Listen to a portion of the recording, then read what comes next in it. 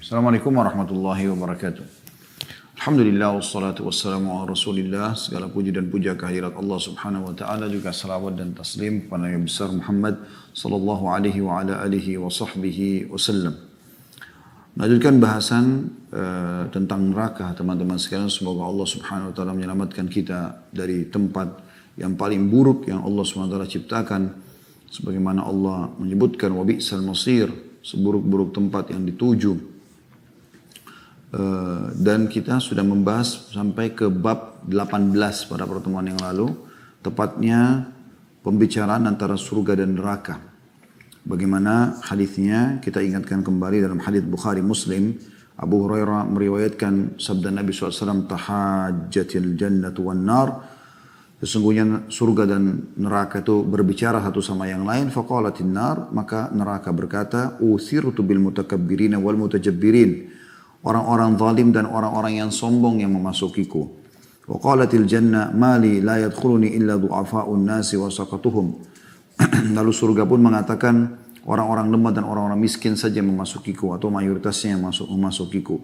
Qala Allahu lil janna, maka Allah pun berfirman kepada surga, anti rahmati arhamu biki man asya'u min ibadi. Kau adalah kasih sayangku yang aku berikan atau aku kasihi siapapun yang aku inginkan dari hamba-hambaku. Wa qala linnar, dan Allah pun berfirman kepada neraka, innama anti azabi u'adzibu biki man asya'u min ibadi. Sesungguhnya kau adalah siksaanku dan aku siksa siapapun yang aku inginkan dari hamba-hambaku. Wa likulli wahidatin minkuma mil'uha, dan kalian berdua pasti akan terpenuhi. Fa amman naru fala tamtali'u hatta yada Allah subhanahu wa ta'ala rijlah.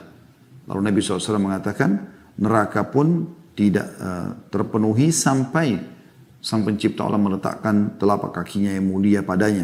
Taqulu, maka neraka akan mengatakan, qat, cukuplah, cukuplah. Fahunalika tamtali, dan pada saat itu neraka menjadi penuh.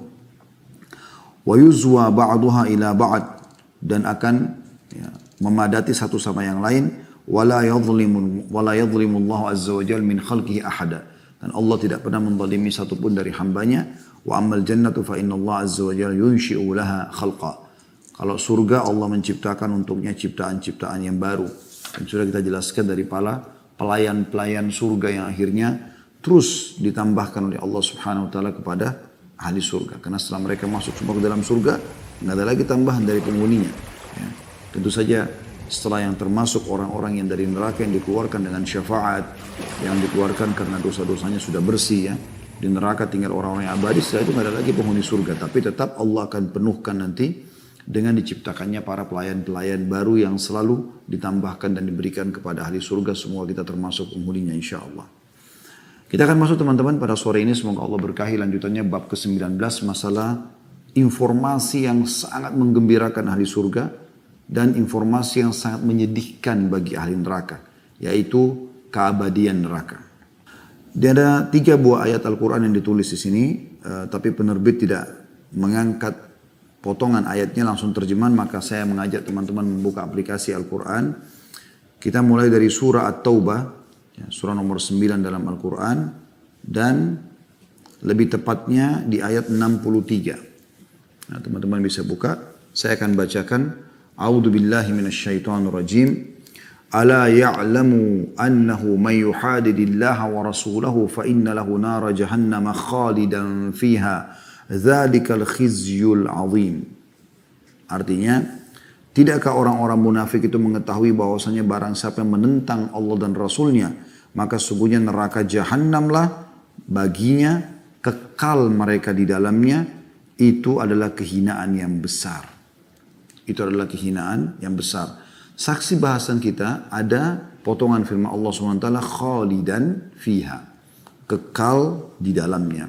Dan ayat ini juga menjelaskan kepada kita tentang kekekalan orang-orang munafik selain orang kafir dan musyrik ya, di dalam api neraka. Wa na'udzubillah. Oleh karena itu teman-teman hati-hati sekali dari kelompok ini, dan Nabi SAW sudah menyebutkan ya, ciri-ciri mereka. Ya, kata Nabi SAW ada 4 hal kalau ada pada seseorang, pastikan dia munafik tulen. Kalau dia berbicara, dia berdusta, maka orang beriman tidak akan dusta walaupun pahit. Ya, yang lalu semoga Allah maafkan, sekarang ke depannya ubah semuanya. Jujur, katakan kebaikan, kebenaran walaupun pahit. Kemudian yang kedua adalah kalau dia berjanji atau ya, dia berjanji dia akan tepat, dia tidak. Kalau dia berjanji dia pungkiri, dia tidak tepati. Orang beriman menepati janjinya. Dan selama bukan janji maksiat tentunya ya. Kemudian yang ketiga adalah kalau diberikan amanah dia berkhianat. Tentu orang beriman selalu menjaga amanahnya. Dan yang terakhir yang keempat adalah kalau dia bertengkar atau sedang ada masalah dengan seseorang dia berlaku curang. Orang munafik selalu jujur. Dia salah dia mengatakan salah, dia terima konsekuensinya. Kalau dia benar maka dia membela dirinya. Seperti itu kurang lebih. Nah ini kekekalan mereka dalam api neraka. Kemudian teman-teman sekalian yang kedua adalah surah An-Nahl. Surah nomor 16 dalam Al-Quran. Dan ayatnya adalah ayat 29. Bisa dibuka An-Nahl surah nomor surah nomor 16 maaf. Tentang lebah ya. Ayat 29. Bunyinya a'udzubillahi minasyaitonirrajim. Fadkhulu abwaba jahannam khalidina fiha falabi'sa mathwal mutakabbirin. Yang artinya masukilah pintu-pintu neraka itu.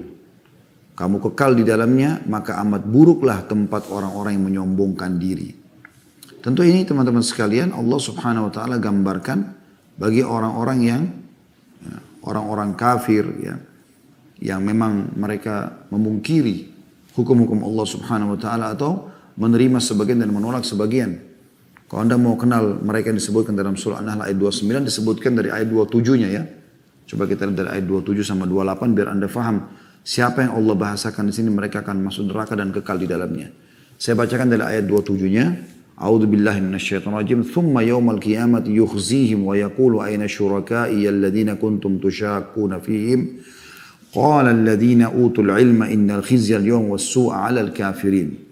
Kemudian Allah menghinakan mereka di dalam api neraka dan berfirman, di manakah sekutu-sekutuku yang pernah membelamu atau yang karenanya atau yang karena membelanya kamu selalu memusuhi mereka para nabi-nabi dan orang-orang beriman.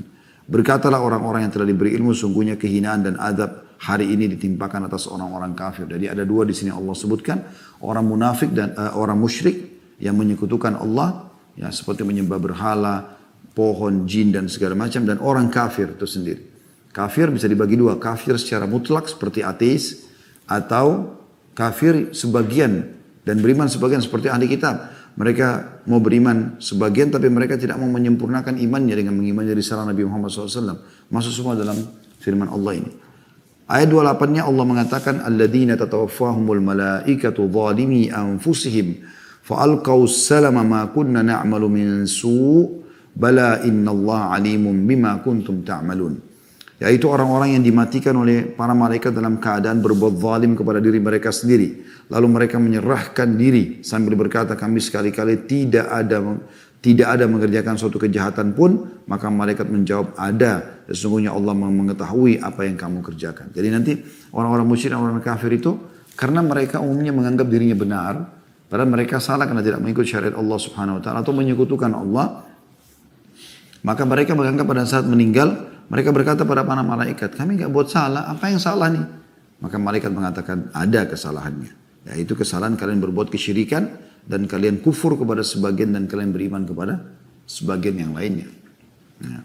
Kemudian baru Allah bilang di ayat 29, Fadkhulu abwaba jahannam. Sekarang kalian masuk ke dalam pintu-pintu neraka itu, lalu Allah bilang, khalidina fiha, kekal di dalamnya. Falabi'sa mathwal mutakabbirin.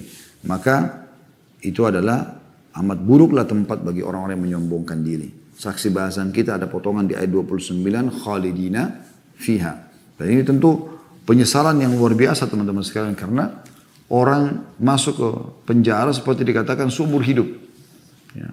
Tapi seumur hidup ini di dunia, itu pun sudah sangat berat bagi seorang kalau dia dihukum seumur hidup. Itu pun dia masih ada sedikit atau masih ada pintu dia bisa memperbaiki dengan dia taubat misalnya lalu kemudian dia mati di akhirat dia selamat. Tapi di neraka nggak ada lagi. Tidak ada kesempatan memperbaikinya. Kalau Anda masih ingat kemarin kita sempat bahas ya, bagaimana ada jeritan dan tangisan ya, ahli neraka yang mereka memanggil Tuhan, mereka memanggil malaikat penjaga neraka dan tidak dijawab selama 40 tahun. Lalu malaikat mengatakan jangan bicara, kalian tetap akan disiksa. Lalu mereka memanggil Allah dan Allah tidak menjawab, mereka seumur dunia. Ya. Allahu a'lam berapa miliar tahun. Kemudian setelah itu Allah mengatakan ikhsa'u fiha wa la tukallimun. Kalian terhina dalam dan jangan bicara sama aku. Maka pada saat itu kata Nabi SAW mereka menangis.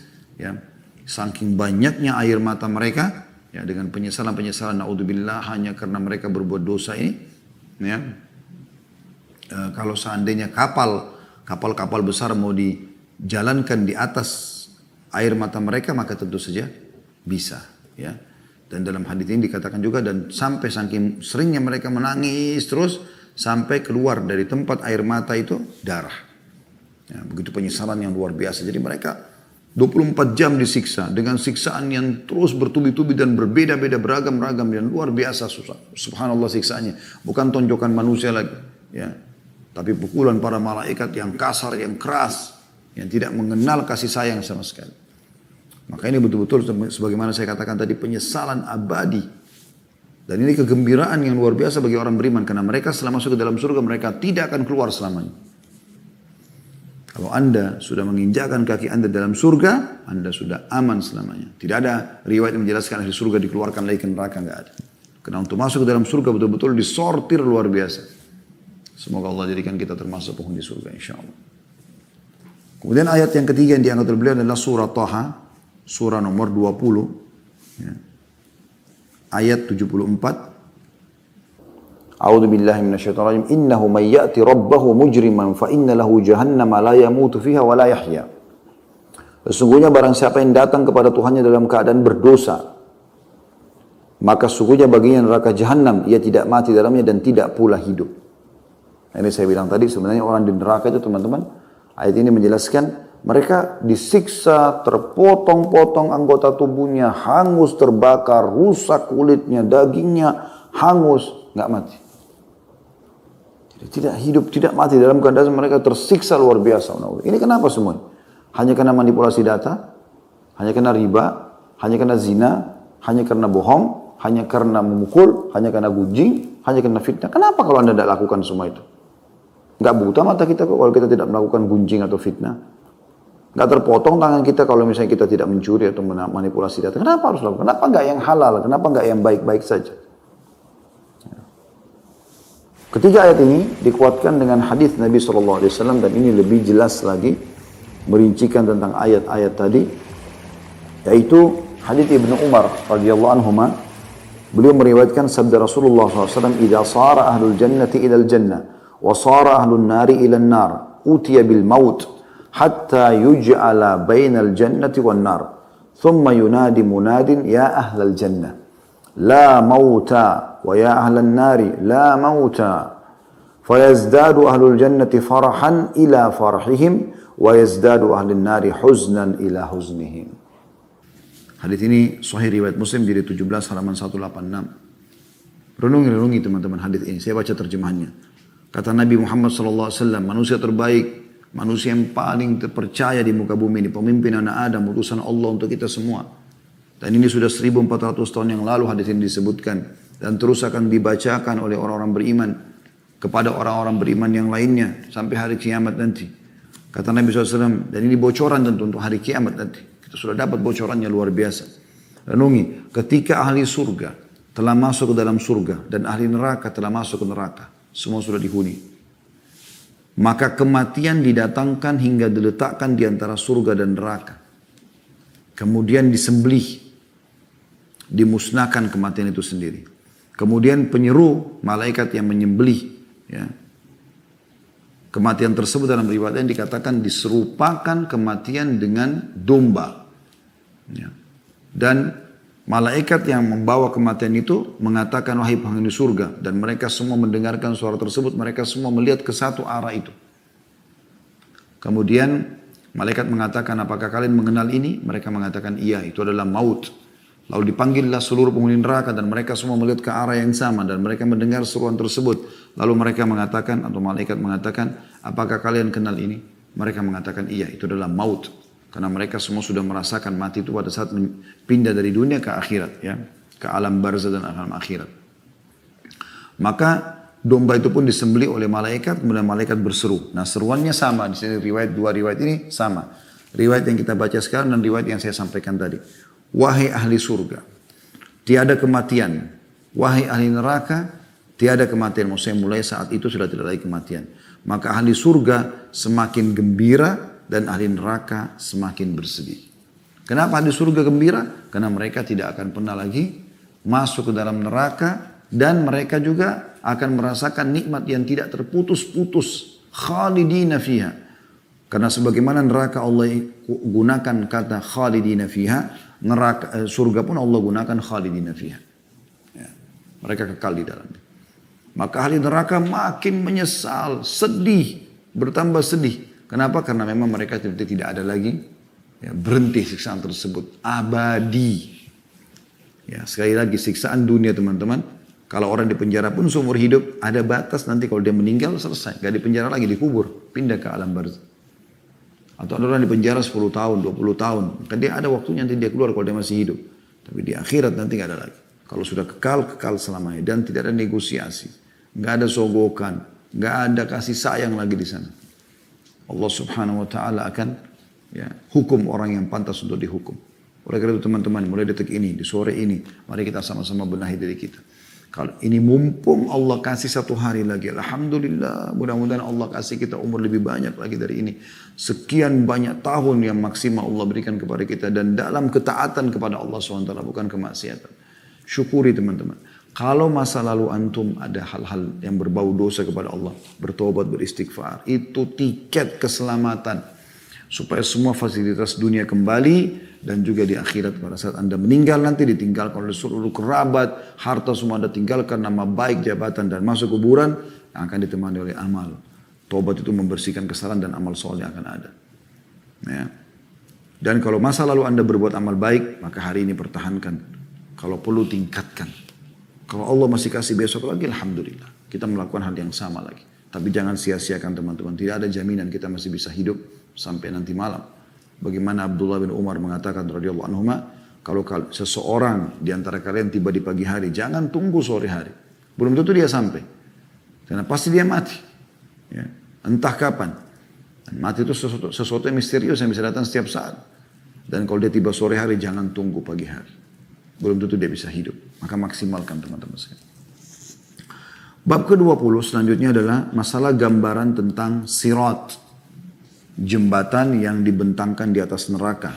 Kalau teman-teman masih ingat beberapa bahasan yang lalu, di beberapa bab yang lalu saya sempat singgung. Nanti kalau kita sudah lolos dari timbangan amal, ahli neraka sudah dimasukkan ke neraka, tinggal ahli surga saja. Yang memang akan masuk ke surga. Tetap akan ada sirat dibentangkan di atas neraka.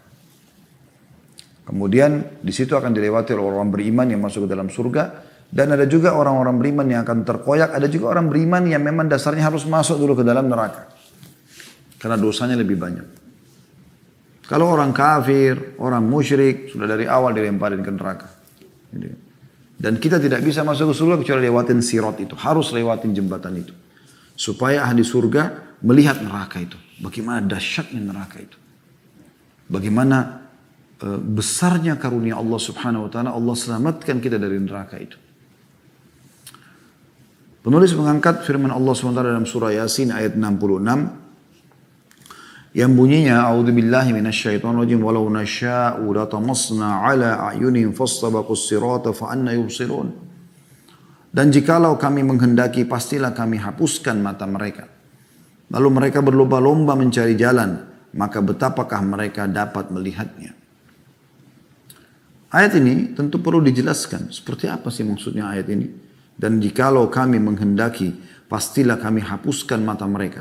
Tidak bisa mereka melihat. Lalu mereka berlomba-lomba mencari jalan. Maka betapakah mereka atau bagaimana mereka bisa melihat. Perincian itu datang dalam hadis Nabi SAW. Dan hadis ini, hadis yang cukup panjang dan hadis yang sahih. Diriwayatkan oleh Muslim di jilid 3 halaman 70. Bunyinya adalah Abu Hurairah radhiyallahu anhu meriwayatkan sabda Rasulullah SAW. Allah mengumpulkan manusia. Lalu kaum mukminin berdiri hingga surga berada di dekat mereka. Lalu mereka mendatangi Adam seraya mengatakan, wahai bapak kami, bukakanlah surga untuk kami. Adam menjawab alaihissalam, tidakkah yang mengeluarkan kalian dari surga melainkan karena dosa bapak kalian? Adam tanda tanya.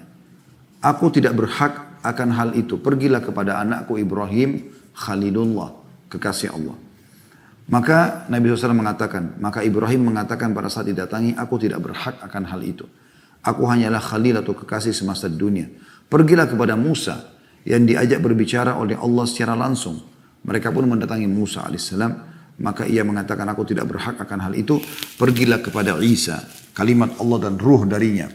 Maka Isa alaihissalam pun mengatakan pada saat didatangi, aku tidak berhak akan hal itu. Akhirnya mereka datang kepada Muhammad SAW. Maka beliau diizinkan serta amanah dan kasih sayang didatangkan. Lalu keduanya berdiri pada dua sisi sirat. Ya. Amanah dan kasih sayang. Sebelah kanan dan sebelah kiri. Orang pertama yang dari kalian berjalan seperti kilat. Ya Allah, semoga Engkau jadikan kami ini, ya Allah. Jadikan kami golongan pertama yang melewati sirat seperti kilat. Ini golongan yang paling mulia. Walaupun amal kami kurang, ya Allah, tapi rahmat-Mu lebih luas. Ya.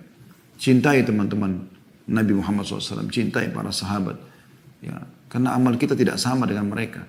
Tapi kata Anas bin Malik, sahabat Nabi sendiri mengatakan, ya, Anas bin Malik atau Jabir bin Abdullah, salah satunya dari kedua ini saya lupa namanya, tapi salah satu mengatakan, tidak ada hadis yang paling menggembirakan hati kami dibandingkan hadis Nabi SAW, al-mar'u ma'aman ahabba. Seseorang akan bersama dengan orang yang dia cintai nanti di hari kiamat.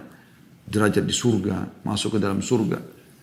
Karena aku mencintai Nabi SAW dan aku mencintai Abu Bakar dan Umar walaupun amalku belum menyampai atau belum sama dengan amal mereka. Itu sahabat Nabi berkata tentang sahabat Nabi yang lain dan tentang Nabi SAW. Bagaimana dengan kita? Lebih layak kita mengatakan kalimat itu, teman-teman. Kalau mereka lolos melewati sirat secepat kilat, sangat cepat dan sudah sampai langsung di tempat yang aman, bukan mustahil kita bersama mereka walaupun amal kita kurang. Merengek, tinggal modalnya menangis, mohon kepada Allah SWT, merengek. Tinggalkan semua dosa-dosa dan pelanggaran. Abu Hurairah mengatakan, lanjutannya, aku mengatakan ayah dan ibuku sebagai tebusan. Ini biasa orang Arab kalau mau bersumpah begitu. Maksudnya, ayah dan ibuku ini sebagai tebusannya, seakan-akan ayah dan anda lebih mulia ya Rasulullah daripada ayah dan ibuku. Tolong sampaikan, bagaimana seperti jalannya kilat itu. Abu Hurairah sebenarnya faham, tapi beliau ingin pastikan apakah seperti kilat yang biasa kita lihat, cepat sekali begitu langsung hilang lagi. Ya. Maka Nabi SAW menjawab, apakah kalian tidak melihat kilat? Bagaimana ia datang dan pergi dalam sekejap mata? Tiba-tiba. Ya. Seperti itu. Ya Allah, jadikan kami termasuk ini insya Allah.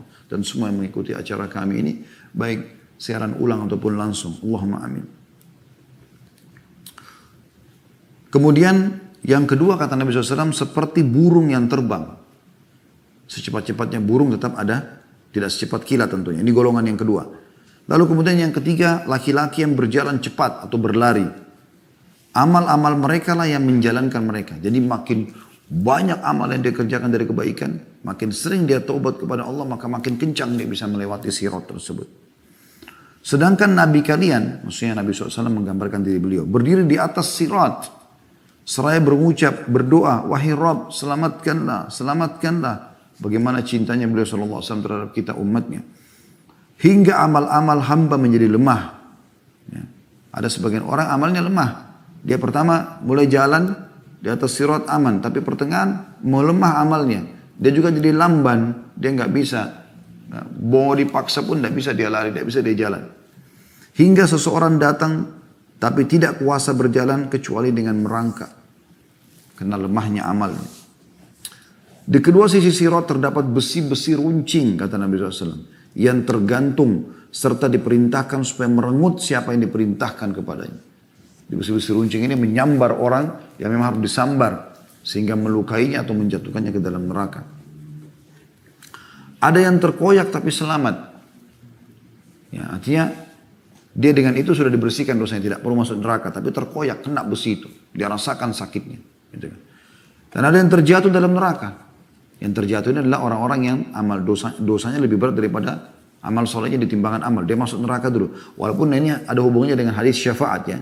Yang pernah kita jelaskan dalam beberapa bab yang lalu. Nanti akan dikeluarkan dari neraka. Orang-orang yang dalam hatinya seperti biji sawi dari keimanan ya. La ilaha illallah, ada dikatakan dalam riwayat seperti dinar atau setengah dinar atau seperti biji sawi. Ya, ini semua akan dikeluarkan dari api neraka. Tapi dia masuk neraka dulu. Maka kita jangan jadi orang seperti ini. Kita dari awal masuk surga harusnya. Demi zat yang jiwa Abu Hurairah dalam genggamannya, maksudnya Abu Hurairah di sini bersumpah atas nama Allah, sesungguhnya dasar neraka jahanam itu sedalam 70 musim. Ya, maksudnya Abu Hurairah telah mendengarkan dari Nabi SAW, Nabi menyampaikan kalau neraka dalamnya 70 tahun. Jadi bukan tempat siksa yang biasa teman-teman. Jangan selalu anggap remeh. Minum khamr, nggak apa-apa. Nggak apa-apa. Tiap malam zina, nggak apa-apa. Nggak apa-apa, masih muda. Selalu nggak apa-apa. Terlalu bodoh dengan nggak apa-apanya baru siap dibakar di neraka. Ini kebodohan. Kenapa harus dibakar di neraka? Kenapa nggak nikah? Kenapa nggak tidur dengan pasangannya yang halal? Kenapa nggak minum susu, madu yang sehat? Kenapa harus buat pelanggaran gitu kan? Kalaupun buat dosa, segera taubat. Kembali kepada Allah SWT. Karena terlalu sayang gitu loh dosa-dosa kita ini yang sebenarnya bisa kita tinggalkan menjadi penyebab kita kekal dalam api neraka. Ataupun kita disiksa kalaupun kita orang beriman tapi membersihkan dosa-dosa dulu. Kemudian hadis yang kedua yang beliau angkat adalah hadis Tabarani dengan sanad hasan. Dan juga Al-Mundhir disebutkan dalam kitab Targhibnya di jilid 6 halaman 211. Dan hadis ini memiliki pendukung dari Sahih Bukhari, Muslim ya, dan yang lainnya.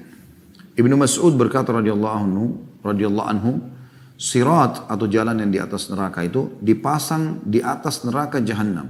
Sirat dipasang di atas neraka jahanam. Seperti ketajaman pedang keras.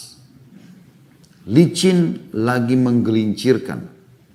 Jadi sudah tajam, bukan jalan yang Anda bayangkan lebar, tipis seperti pedang.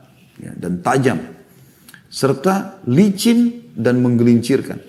Di atasnya terdapat besi-besi runcing dari neraka yang menyambar. Ada yang berpegangan lalu jatuh di dalamnya. Dan ada yang terpelanting. Di antara mereka ada yang berjalan seperti kilat dan tidak lama kemudian ia selamat. Ada yang seperti kuda yang berlari. Kemudian seperti orang yang berlari. Kemudian seperti pria yang berjalan. Kemudian yang terakhir adalah mereka orang yang telah diberi isyarat oleh neraka. Ya, atau disentuh oleh api neraka. Dan bertemu keburukan di dalamnya. Hingga Allah memasukkannya ke dalam surga dengan karunia-Nya. Artinya ada orang yang masuk neraka dulu nanti baru dikeluarkan gitu kan. Tapi ini bagian-bagiannya ada orang yang seperti kilat. Nah, semoga kita termasuk ini. Ada yang kedua seperti tadi dalam riwayat pertama. Burung, ada di sini katakan seperti kuda yang berlari. Kemudian ada orang yang seperti manusia berlari. Ada yang seperti manusia berjalan. Kemudian ada juga orang yang tadi sudah kita sebutkan. Dia saking lemahnya amalnya. Dia merangkak. Dan akhirnya dia terkoyak dengan besi-besi tajam. Yang ada. Ya, Allah khususkan datang menyambar orang-orang yang memang harus kena. Dan subhanallah ini semua sudah diatur oleh Allah SWT. Tidak akan kena orang-orang beriman.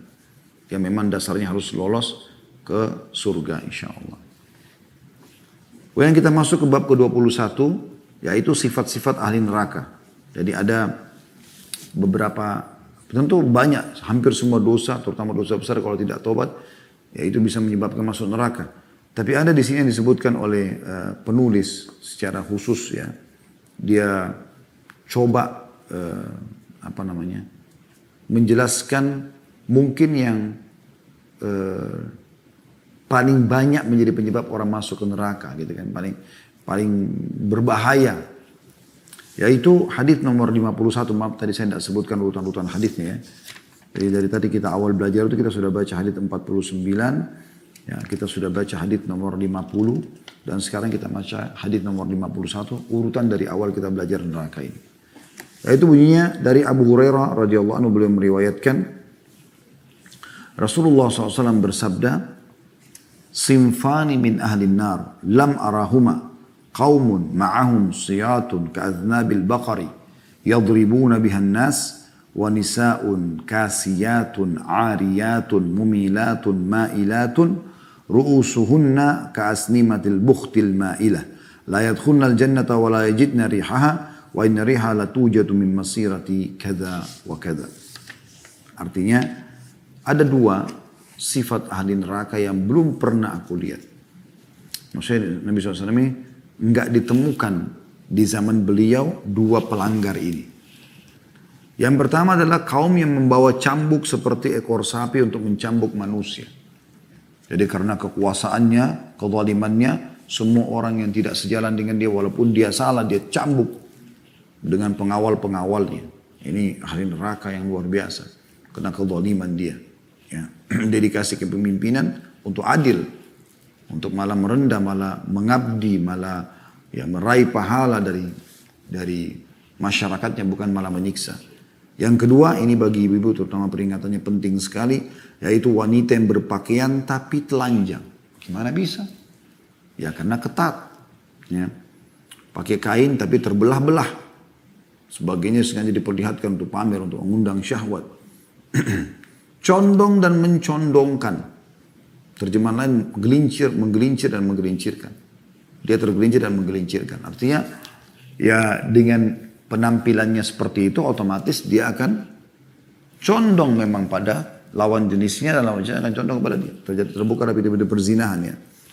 Kepala mereka seperti punuk unta yang condong. Yang di blow yang tinggi, atau pakai konde yang biasa begitu mereka lakukan. Sengaja rambutnya dibuat seperti punuk unta. Ya, artinya ini kiasannya jelas sekali ya. Maksudnya orang yang sengaja memang memperindah rambutnya, lalu kemudian sebentar di kanan kan, sebentar di kiri kan, semua tujuannya untuk menggoda lawan jenis. Kata Nabi SAW, mereka tidak masuk surga dan tidak akan mencium aromanya. Padahal aromanya benar-benar tercium dari jarak demikian dan demikian. Hadis ini riwayat Bukhari jadi 8 halaman 662 dan Muslim jadi 17 halaman 186.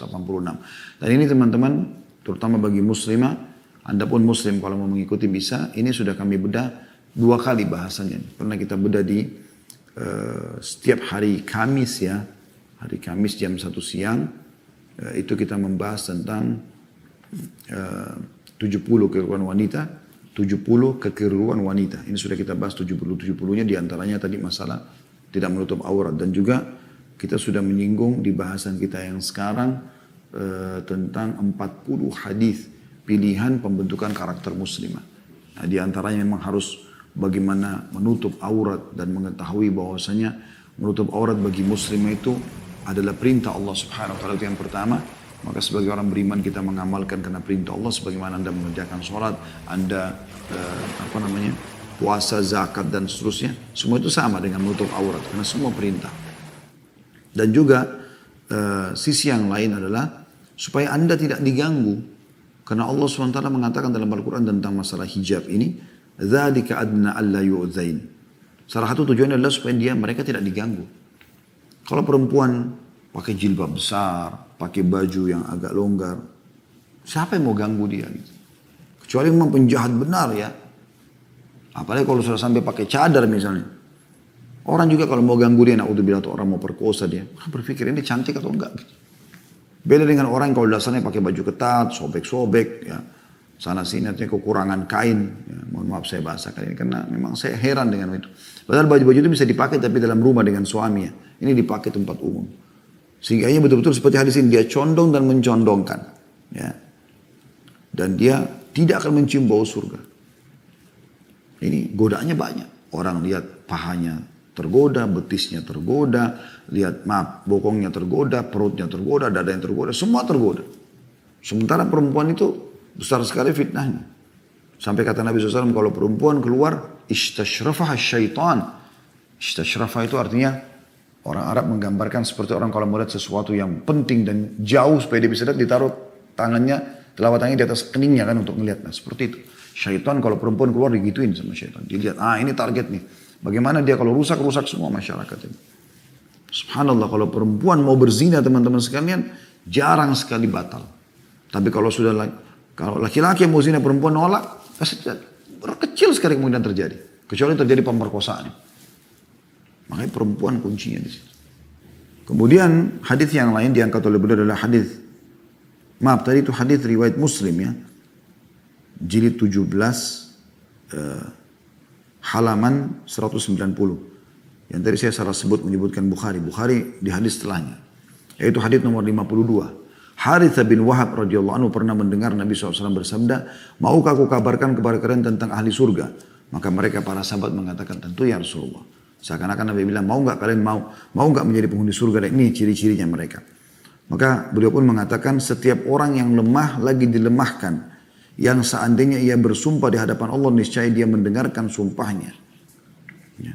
Artinya orang yang kadang-kadang dianggap remeh, karena miskin, fisiknya mungkin atau paras wajahnya dianggap kurang.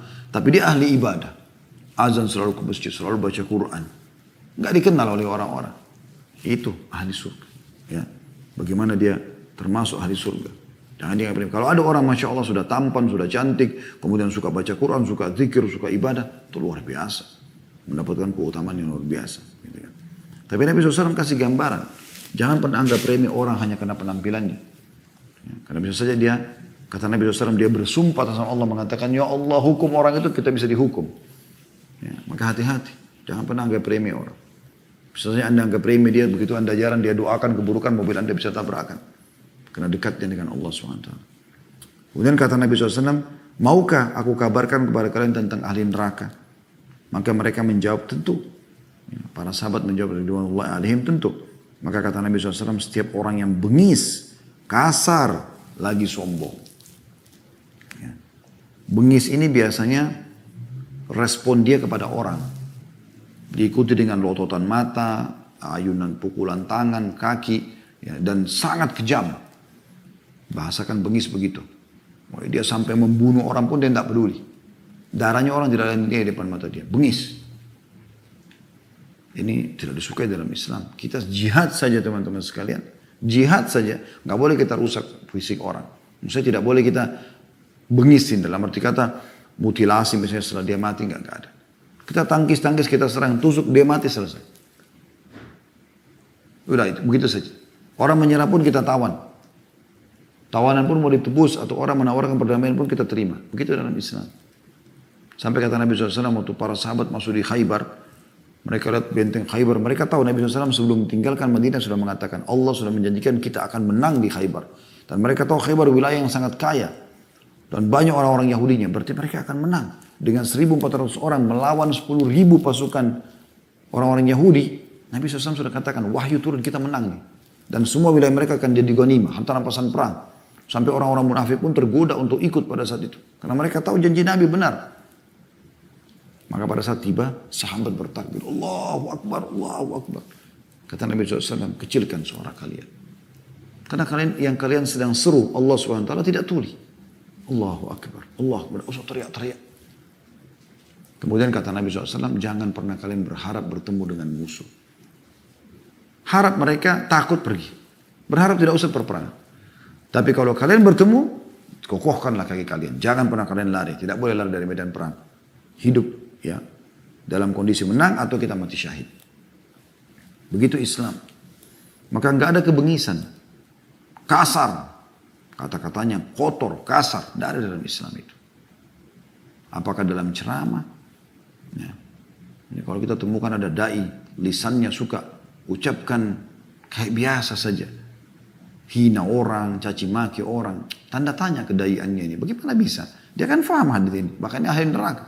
Gak boleh orang kasar. Nasihatin pun dengan cara yang benar. Gitu kan? Tegas boleh. Kasar gak boleh. Tegas boleh. Ini gak boleh. Haram dalam Islam. Tapi kalau kasar. Orang semua tahu kan.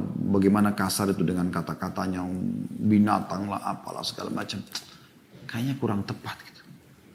Makanya Nabi SAW diingatkan oleh Allah, walaupun tafaddan ghalidhal qalbi lam faddu min hawlik.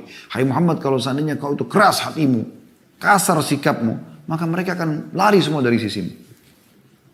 Tapi Nabi SAW Allah puji dalam surah Al-Qalam, wa innaka la'ala khuluqin azim.